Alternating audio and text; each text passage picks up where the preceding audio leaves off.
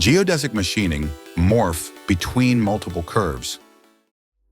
This release introduces advanced morphing capabilities that let you transition between multiple curve patterns, all within a single toolpath. By supporting a sequence of morph operations, Geodesic now generates smooth, continuous patterns across even the most complex surfaces. Previously, parts with strong curvature, sharp edges, or twisted geometries required multiple separate morph operations, increasing both setup time and programming complexity.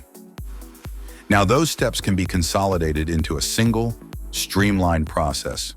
This translates to faster programming, consistent patterns, and optimized tool paths that support high-efficiency strategies, like spiral machining.